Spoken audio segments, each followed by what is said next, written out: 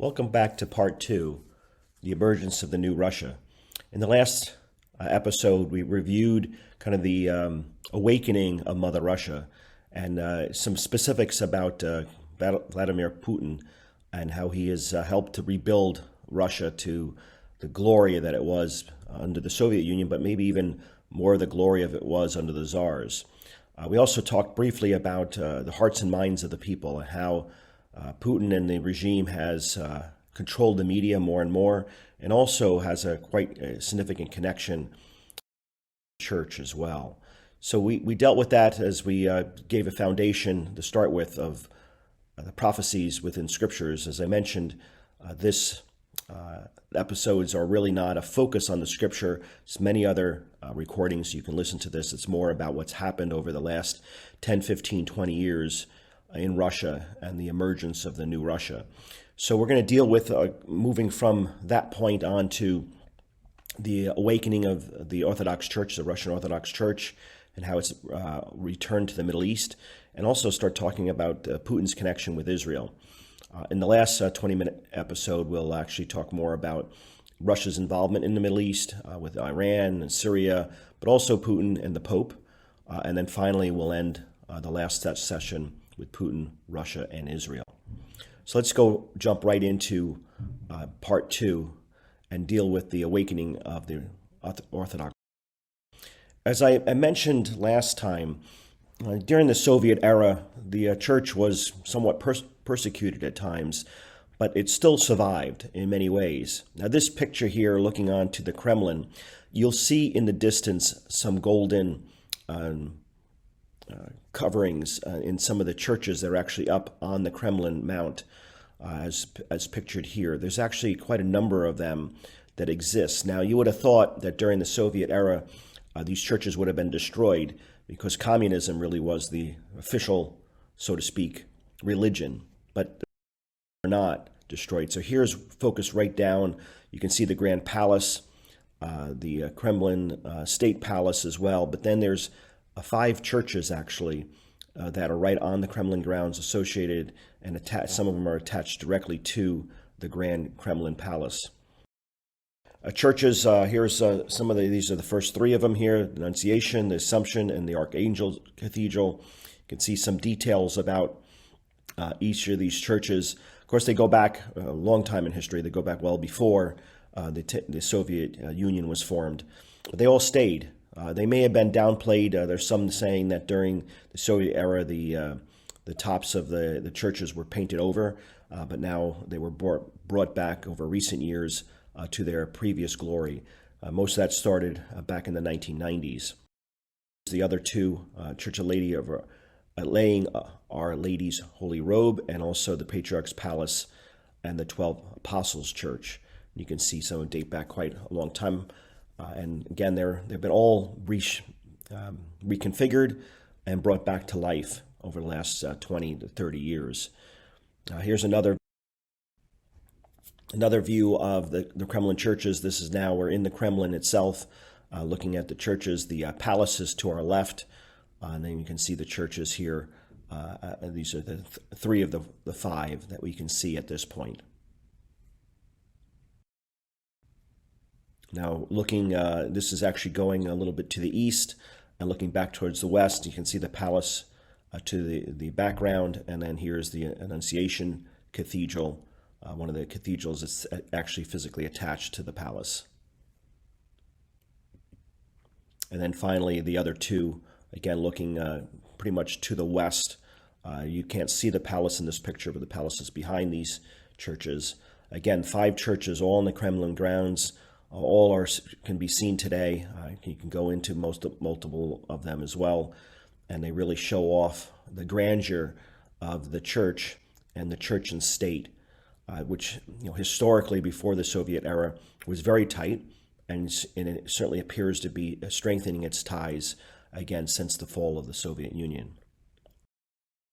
One additional picture here of the churches there with 3 of them labeled. Again, the grandeur is there, and the ability to go visit these churches now as they're associated directly to the Kremlin and to the state, the Russian Federation.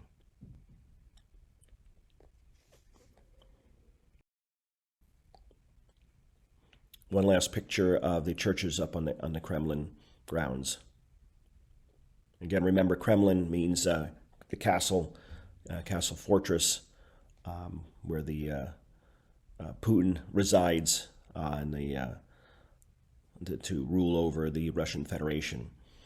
As you go around Moscow, you can also see many other churches as well. These are just off of Red Square. The Gum I mentioned in the last 20-minute episode is to your left. The Kremlin is straight ahead, kind of to the left, and Red Square is out to the left as well. And this is just off of Red Square.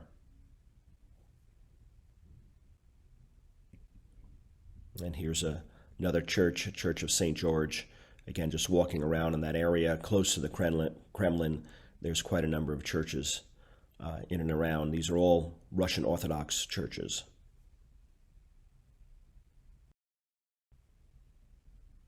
So going back to a picture of the city of Moscow, again, a federal city. Remember the loop roads that we see, and we're going to drill down into the center here. All the way at the center is where the Kremlin is.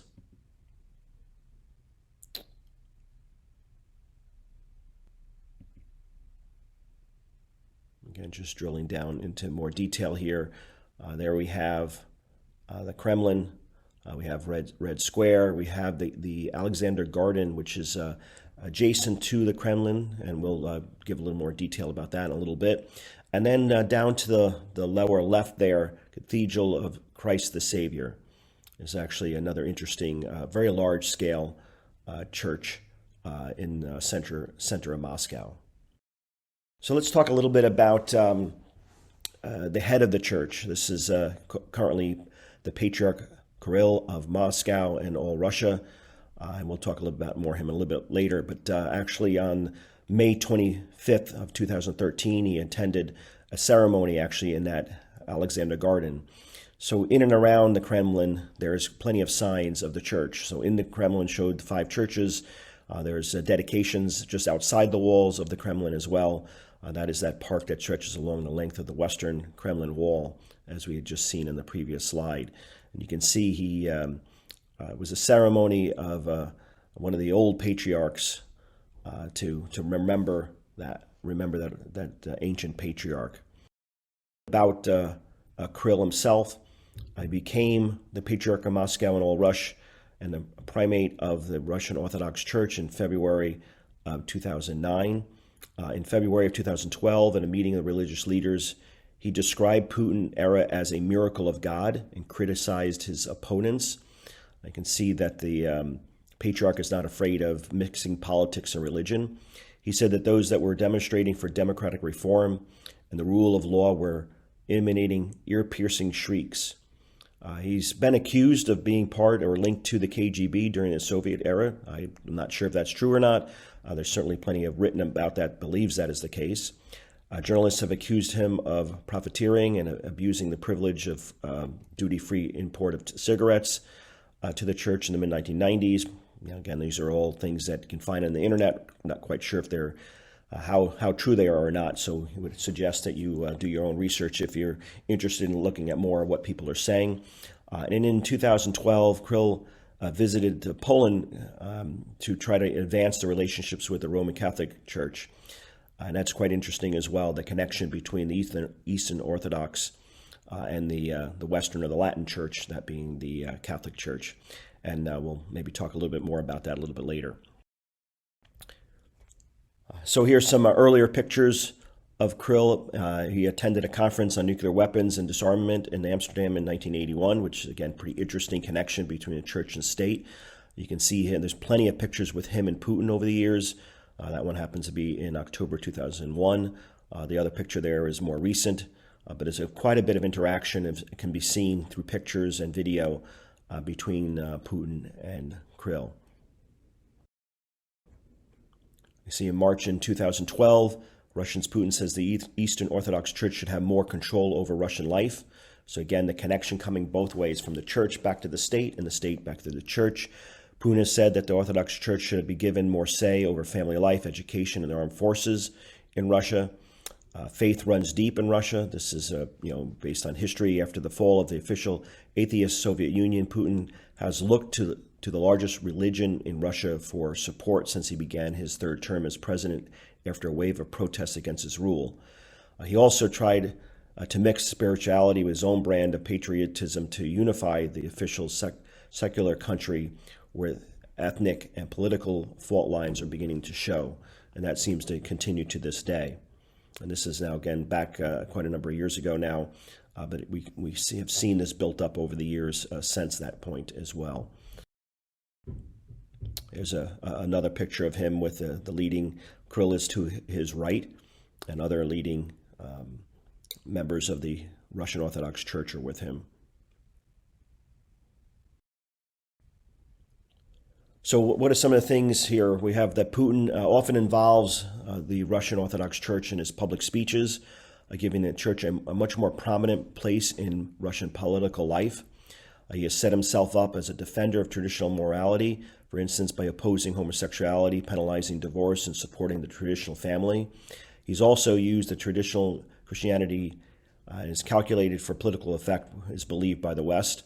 American European observers would do well to see through the charade. Now, this is again quoted here. You can see the link below. This is their view and opinion of it. There's plenty out there that have viewed this as a way to gain control of the hearts of the people through the church itself. And there certainly seems to be a relationship between the church and the state quite significantly.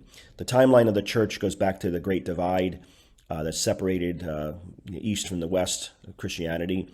And then you can see there's quite a number of dates throughout the years today where we have a close tie continuing to be built out between the political aspects of the Russian Empire and the religious aspects. Another quote here about, again, Putin's view, and this one is on traditional marriage and God and Constitution. Vladimir Putin wants marriage to be defined as a union of a man and a woman in a revised constitution ruling out gay marriage. It's among several constitutional amendments proposed by Mr. Putin, which are set to put in the public vote. Critics see the proposals as a move by Putin to keep a hold on power after his presidential term ends in 2024. He certainly has done that over and over again. And there's many ways that he continues to stay in power, and that's not surprising that there's some calculation there perhaps on his part to make sure he stays in power. The package includes a proclamation of Russians' faith in God and a ban on giving away any Russian territory. So again, this connection between the church and state is shown quite plainly here. Now, a little bit earlier, I mentioned about the connection and in a way, the association between the East and West, that being the Catholic Church and the Russian Orthodox Church. And there's been a lot said about here. In Stalin's era, there was a seizure of all the Eastern Catholic churches and granted the property to the Roman Catholic Church. So there was a big separation at that point. And after the collapse of the Soviet Union, the Catholics actually took back more than 500 churches, mostly in Western Ukraine. The Patriarch and the Pope have never met actually prior to 2015. The relationships have been improving with the common goals to promote Christianity. The Pope's Putin's visit to the Vatican, although it is political in nature, is nevertheless critical for building the common goals that will improve the relationships between the Catholic and the Russian Orthodox churches. So Putin has certainly been heavily involved in creating this connection between the two organizations. I also want to mention this Metropolitan Hilaron. He is another important figure in the Russian Orthodox Church. Back in November of 2013, he was the head of the Department of External Church Relations. He did a visit actually to the Vatican, one of the first high-ranking Russian Orthodox Church members to make such a visit. And you can see Orthodox and Catholics together for the family, common issues that they like to promote, and they see that way to become more connected to the rest of Christianity through the Roman Catholic Church. We see that there's a number of cases where Putin has met the current Pope. I met Pope Francis one of his times back in November 2013. And he says that two churches are eager to ease the tension that have dominated their relationship since the Great Schism of 1054. That was when the two churches separated. The head of Putin's visit, the Russian Orthodox Church head Kirill, met with an influential Catholic archbishop in Moscow, and the inter-church ties said, "We live in an epoch when many of our historic differences should stop playing the critical role that we have played in the relationships between our churches." So that was what was mentioned that came out of that meeting. This is actually the first meeting between the two heads of churches back in February of 2015. They actually met for the first time in history in Havana, Cuba, at the international airport. So a very historic date and time between those two organizations. When they embraced, they said that they were brothers, and the two met actually for 2 hours, and during their meeting they signed a joint statement on Christian unity. And this is part of that, said the family is based on marriage, an act of freely given and faithful love between a man and a woman. And we regret that other forms of cohabitation have been placed in the same level as the union. And you can see as it goes on to state pretty much traditional Christian values, which goes back actually to what was commented a little bit earlier about Putin. So this, again, the separation of church and state that many of us in the West, for example, are used to, is not what is going on in Russia.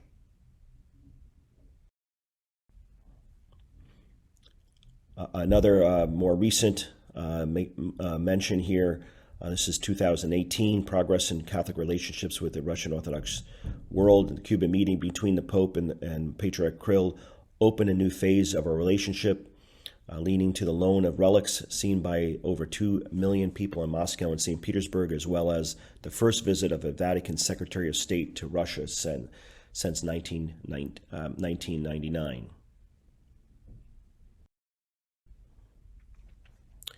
We also have a number of cases where we're seeing the influence of the Russian Orthodox Church in the Middle East. This goes back to November 2013. And really what we're seeing here is a desire of the church to protect the Christians in the Middle East. You can see the other thing here is this, again, separation or the lack of separation between church and state. In the right corner here, the Russian banner and the two-headed eagle representing the church and the state have been personified in Beirut by the visiting Metropolitan Hilaron, as I mentioned, the gentleman before, the chairman of the Department of External Church Relations. You can think of him as a Secretary of State in many ways, and it's the foreign minister. So again, there is no separation of church and state.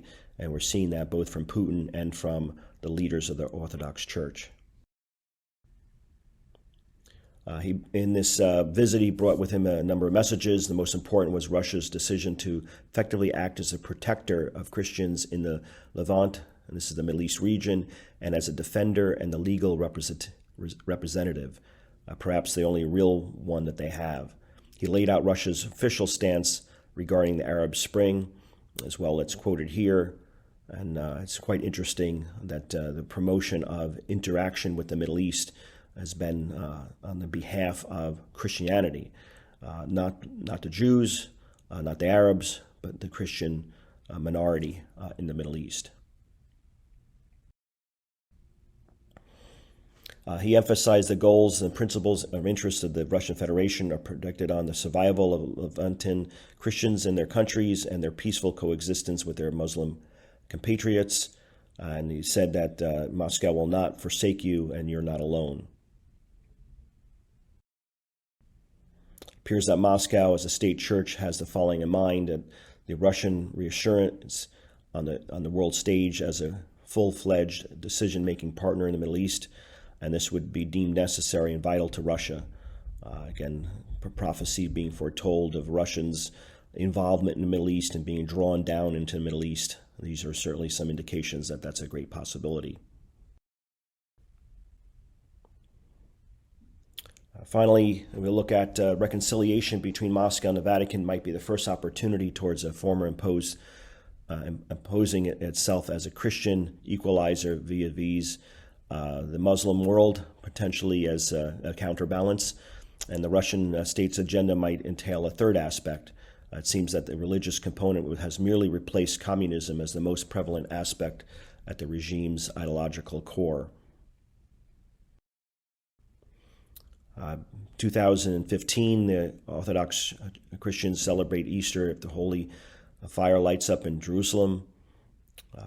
Russian President Vladimir attended a religious ceremony with more than 5,000 worshipers, and of course the head of the Russian Orthodox Church led the service. And there's, again, many connections we can see throughout the years between Putin and Kirill and the Federation, Russian Federation, and the Church. The role of the Russian Orthodox Church in Moscow's Syrian campaign. This is from February 2020. Church's role in Russia's national identity, ideology, and politics have grown immensely during the last decade. Moscow's diplomatic military enterprise in Syria has been significantly touched by faith in the Church. The Russian Orthodox Church has contributed to Russian foreign policy and security policy on earlier occasions, but the Syrian case has been the culmination of this bond.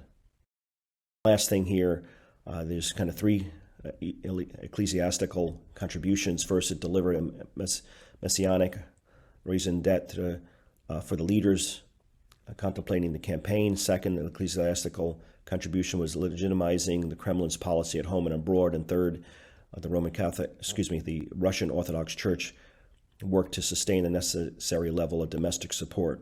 So again, going back to controlling the hearts and minds of the people. So with that, we'll leave off on this session, and we'll pick it up where we left off on the final 20-minute session.